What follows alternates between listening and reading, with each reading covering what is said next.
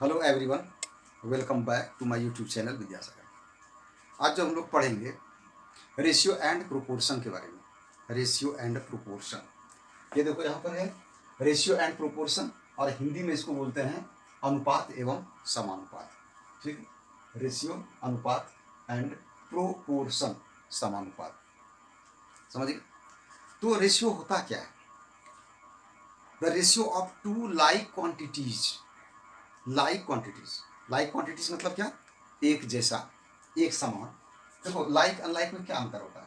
पढ़े होंगे अलजेब्रा में कि 2x और 2y। सपोज ये दो टर्म दिया हुआ है, तो एक में देखो x और दूसरे में क्या है? y है। ये लाइक टर्म नहीं हुआ, इसका एडिशन सब्ट्रैक्शन एक साथ नहीं कर सकते हैं, ठीक ना? तो ये लाइक नहीं हुआ। अगर एडिशन करेंगे तो एक साथ जुड़ेगा नहीं। 2x प्लस 2y 4xy नहीं हो जाएगा, या ना 4y होगा ना 4x होगा। हाँ, होगा क्या? तो 2x और प्लस 2y ऐसे ही लिखा जाएगा। अब इसे मान लो, हम लोग लेते हैं अरिथमेटिक में एग्जाम्पल। अरिथमेटिक में जैसे मान लो हम बोलते हैं 500 रुपीज, ठीक है, 500 रुपीज और 3 डेज। ये लाइक क्वांटिटी नहीं हुआ, इसका रेशियो हम नहीं निकाल सकते हैं। ओके, हाँ, लाइक क्वांटिटीज क्या हुआ कि अगर ₹500 है और ₹200 है, तो इसका हम रेशियो निकाल सकते हैं। यानी ये हमेशा याद रखना है कि रेशियो किसका होता है? Of two like quantities.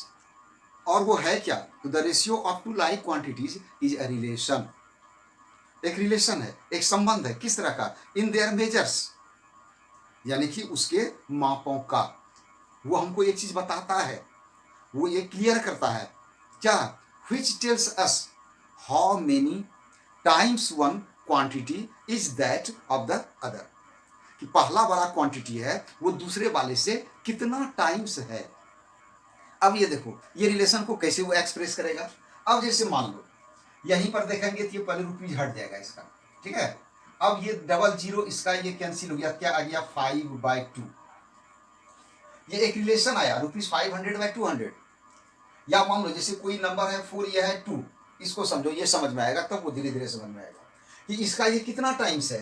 2 times, यानी 2 और 1 का रेशियो हुआ। बात समझ में आई?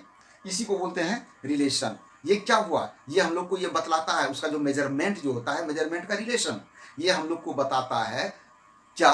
कि हाउ मेनी टाइम्स, कितना बार, कितना times one quantity is that of the other. Okay, अब एक चीज देखो, जब रेशियो हम निकालेंगे दोनों क्वांटिटी का यूनिट सेम होना चाहिए। अगर यूनिट सेम होगा ना, तभी उसका रेशियो निकलेगा, वही कहलाएगा लाइक क्वांटिटी। अगर हम डेज का मंथ से रेशियो निकालना चाहेंगे तो वो लाइक क्वांटिटी नहीं है। वहां पर क्या करना होगा कि चाहे तो डेज को कन्वर्ट करना होगा इनटू मंथ, और मंथ या मंथ को कन्वर्ट करना होगा किसमें? डेज में। ठीक। अब एक चीज देखो, तो अगर जैसे मान लेते हैं कि ए और बी दो ये क्वांटिटी है, ठीक है। ए और बी ये दो क्वांटिटी है। कौन कौन? तो एक ए और दूसरा बी। लेकिन A B is not equal to 0। ये ए बी 0 के बराबर नहीं होना चाहिए। अगर मान लो 0 के बराबर हो जाता है, फिर उसका रेशियो हम निकालेंगे कैसे? ठीक है ना? हाँ, लेकिन ये दोनों सेम टाइप का होना चाहिए, मतलब लाइक होना चाहिए। ठीक है, तो इसका यहां पर एक चीज ध्यान देना कि अगर 4/2 इसका जो हम रेशियो निकाले, हम क्या बोले कि 4:2 टाइम्स 4 दो गुना है किसका? ऑफ 2। यानी 2 का ये 2 टाइम्स हो गया, इसलिए रेशियो आया 2/1। सपोज अगर 6/2 रहेगा, इसका कितना टाइम से हुआ, कितना गुना हुआ? 3 टाइम्स, तो ये 3/1। लेकिन एक चीज ये गौर करना, हम जो इसको कटाते हैं, कटाना क्या हुआ? डिवाइड करना। डिवाइड करते हैं, ये क्या होता है? कोसेंट होता है। कोसेंट किसको कहते हैं? भागफल। हमको भागफल मिला। इफ 2 से हम 6 को डिवाइड करें, it means 6 is divided by 2, then we get 3 as quotient. तो हम 3 कोसेंट के जैसा प्राप्त करते हैं, मतलब कोसेंट प्राप्त करते हैं। उसी तरह से अगर ए को बी से डिवाइड किया जाए तो मेरा ये खुद का कोसेंट हो जाता है। काहे? तो वो वहां पर डिविजिबल है नहीं, इसलिए। तो इसलिए यानी कि कोसेंट जो ए और बी का हुआ इज कॉल्ड द रेशियो, यानी वो रेशियो कहलाएगा। ठीक है। और रेशियो को कैसे हम लोग एक्सप्रेस करते हैं, कैसे उसको रिप्रेजेंट करते हैं, यानी कि ए इज टू बी, क्या इसको बोले? ए इज टू बी, इसको ऐसे लिखते हैं कि ए इज टू बी। कोई बोलेंगे ए रेशियो बी, वो भी सही है, क्या है, तो ए और बी का वो रेशियो है, ठीक है। तो ये ऐसे हम लोग इसको पढ़ते हैं। दूसरी बात, जब रेशियो देखो निकालते हैं तो इसमें दो टर्म होता है। जैसे ए और बी का रेशियो निकालेंगे तो A is first term and B is second term. तो फर्स्ट टर्म जो होता है वो कहलाता है क्या, तो एंटीसीडेंट, एंटीसीडेंट। एंड बी जो सेकेंड टर्म है उसको क्या बोलते हैं, कंसीक्वेंट। याद रखना है, एंटीसीडेंट एंड कंसीक्वेंट, वो कहलाता है रेशियो का। First term is antecedent and second term consequent, ये कहलाता है। और एक चीज ध्यान देना है क्या, कि अगर ए और बी का ये रेशियो जो होगा, A is to B is not equal to B is to A, ये कभी बराबर नहीं होगा। ए और बी का रेशियो बी और ए के रेशियो के इक्वल नहीं होता है, इसको एकदम याद रखना है। अब जैसे मान लो कि मुझे आ गया एक क्वेश्चन, सपोज, तो ये क्वेश्चन किस तरह का आया है, तो एक एग्जांपल लेते हैं हम लोग, कि जैसे मान लो कि ये है 2 किलोमीटर, ये 2 किलोमीटर है और ये मान लो 200 मीटर है। आप बोलेगा इसका क्या निकालने के लिए, रेशियो, इसका रेशियो निकालने का आ जाएगा। तो सबसे पहली बात ये ध्यान देना है आपको कि यूनिट यहाँ पर क्या है, डिफरेंट है, यूनिट को चेंज करना पड़ेगा। लाइक टर्म जिसको बोलते हैं, मतलब यूनिट एक जैसा होना चाहिए। तो ये क्या होगा कि 2 किलोमीटर को बना देंगे, मीटर तो हो जाएगा 2000 मीटर, अब बाय 200 मीटर, ठीक है। तो ये कितना हो गया 10, दैट इज 10 इज टू 1, ये इसका रेशियो होगा। दोनों में मीटर है, मीटर को हटा दो, काटना उठना नहीं है, उसको ऐसे ही हटा देते हैं। ये क्या हो गया, रेशियो। अब जैसे मान लो कि अगर सिंपलेस्ट फॉर्म में रेशियो को लिखना है, सिंपलेस्ट फॉर्म क्या होता है, कि अगर मान लो कहीं पर है कि 4 इज टू 8, इसका सिंपलेस्ट फॉर्म 4 1 जा 4 2 जा कितना आ गया 1/2, this is the simplest form. अब इक्विवेलेंट रेशियो, कई एक रेशियो को लिखेंगे और उसका डिनोमिनेटर कैसा होगा, तो यानी ये कहो कि उसका वैल्यू बराबर होगा, सेम डिनोमिनेटर का होगा, तो वो क्या कहलाएगा, वो कहलाता है। तो अब हम लोग चल रहे हैं किसमें, प्रोपोर्शन में। प्रोपोर्शन क्या होता है, प्रोपोर्शन यहाँ देखो मीनिंग लिखे हैं, समानुपात। तो समानुपात का मतलब क्या हुआ, सम अनुपात, संधि विच्छेद सम अनुपात, मतलब समानुपात, सम मीन्स बराबर, अनुपात रेशियो, सम इक्वल, अनुपात रेशियो, मतलब क्या हुआ कि अगर इक्वल रेशियो होगा वो क्या कहलाएगा, प्रोपोर्शन। यानी proportion is a ratio of ratios, यानी कि प्रोपोर्शनल मीन्स इक्वल रेशियो, ठीक है। अब जैसे है कि मान लो 4 क्वांटिटी तुमको दिया हुआ है, A B C and D, ये दिया हुआ है तुमको क्या, कि A B C and D, A B C and D ऐसा दिया हुआ है, ठीक है। तो अगर ये 4 क्वांटिटीज है, तो अगर मान लो कि ऐसा फॉलो करता है वो कि A by B equal to C by D, इसका क्या माने हुआ, या हम क्या इसको समझे भाई, तो एकदम इजी बात है, खूब आराम से समझ सकते हैं, कोई भी समझ सकते हैं कि ये दोनों को बराबर बता रहा है।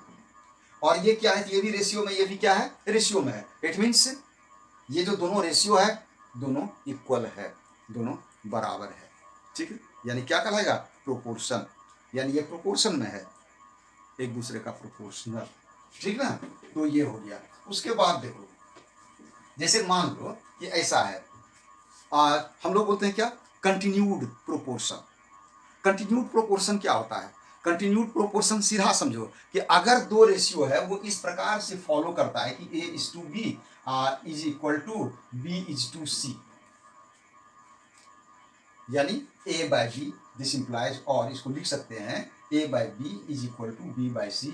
It means B square is equal to A C, that is B equal to square root of A C. क्या हो गया, तो B square equal to A C हुआ, और अगर मान लो बी निकालना है तो स्क्वायर रूट ऑफ ए सी आ जाएगा। ये जो B square equal to A C हुआ वो क्या हुआ, कंटिन्यूड प्रोपोर्शन में है, ठीक ना। अब उसके बाद जैसे मीन प्रोपोर्शन हम निकालेंगे, यही फॉर्मूला है मीन प्रोपोर्शन निकालने का, ये फॉर्मूला जो है ये मीन प्रोपोर्शन निकालने का है, ठीक है। मीन प्रोपोर्शन क्या हुआ कि मान लो कि 3 लाइक क्वांटिटीज है, कौन कौन सा है, तो ए बी एंड सी, जैसा कि मैंने यहाँ पर एग्जांपल लिया था, A B and C, A B और सी, तब ना लिखिए A to B equal to B to C होना चाहिए, ये प्रोपोर्शन में हुआ, कंटिन्यूड प्रोपोर्शन का होता है वो। और तो मीन प्रोपोर्शनल के लिए, तो अब जैसे कि क्या होगा कि इसी को इस फॉर्म में लिखे हैं जिससे आया B square equal to A C. तो if three like quantities A B C are in continued proportion, continued proportion में है ये, कंटिन्यूड प्रोपोर्शन जस्ट अभी पढ़े हैं, continued proportion, then the middle quantity, middle quantity कौन है, मिडिल क्वांटिटी ये मिडिल क्वांटिटी जो यहां पर क्या है बी है, is called the mean proportional. लेकिन किसके बीच का, between A and C, between A and सी। तो ये कराए क्या, इसको बोले मीन प्रोपोर्शनल। एंड फॉर्मूला जो हम लोग यूज करेंगे मीन प्रोपोर्शनल निकालने के लिए, mean proportional between A and C, ये फॉर्मूला यूज करेंगे। बी इक्वल टू क्या हो जाएगा, square root of A C, मतलब mean proportional between A and C is equal to square root of A C. A और C के बीच का mean proportion जो कि बी है वो निकालेंगे स्क्वायर रूट ऑफ ए सी से।